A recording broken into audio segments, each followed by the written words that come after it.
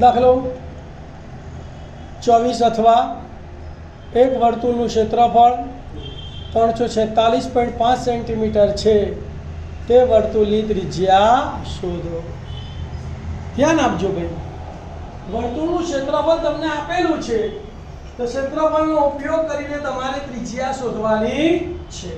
શું લખવાનું? વર્તુળનું ક્ષેત્રફળ બરાબર 346.5 સેન્ટીમીટર સ્ક્વેર છે। તો વર્તુળના ક્ષેત્રફળનું સૂત્ર કયું છે? પાઈ આર સ્ક્વેર।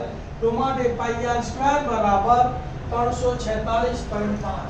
પાઈ ની કિંમત મૂકીએ તો 22/97 ગુણ્યા આર સ્ક્વેર બરાબર, અને દશાંશ ચિહ્ન દૂર કરીએ તો 3465 છેદમાં 10। અને સૂત્ર કરતા બનાવીશું 7 ભાગાકારમાં સામે જાય તો ગુણાકારમાં, 22 ગુણાકારમાં સામે જાય તો લખાશે શું? માટે આર સ્ક્વેર બરાબર 3465 ગુણ્યા 7, 3465 ગુણ્યા 7 છેદમાં 10 ગુણ્યા 22 છેદમાં 10 ગુણ્યા 22 આવે એટલે 11 ભાગ ચાલે ને ચાલે તો 11 દુ 22, 11 તરી 33, 34 માં 33 ગયેલ એક વધ્યો, ઉપર તેનો છગડો એટલે 16 થયા, 11 એકા 11, 16 માંથી 11 ગયેલ 5 થયા, 11 પંચા 55 તો અહીંયા કેટલા આયા? 315।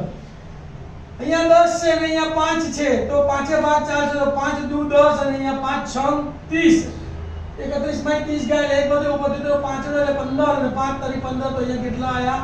66। તો મારે આર સ્ક્વેર બરાબર અહીંયા 63 બચ્યા, અહીંયા 7 બચ્યા, અહીંયા 2 અને અહીંયા 2 બચ્યા।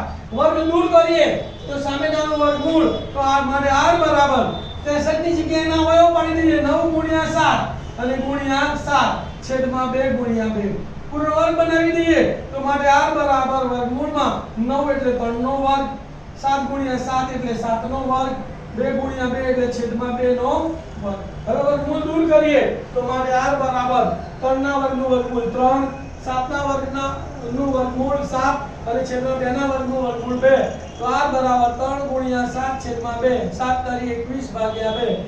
હવે અહીંયા પોઈન્ટમાં જવાબ આપેલો છે તો અહીંયા પણ આપણે ભાગાકાર કરવો પડશે, 21 ભાગ્યા 2 એટલે 10.5, તો માટે r બરાબર 10.5 સેન્ટીમીટર। તો જવાબ લખી કાઢવાનો, વર્તુળની ત્રિજ્યા 10.5 સેન્ટીમીટર છે। લખી કાઢો।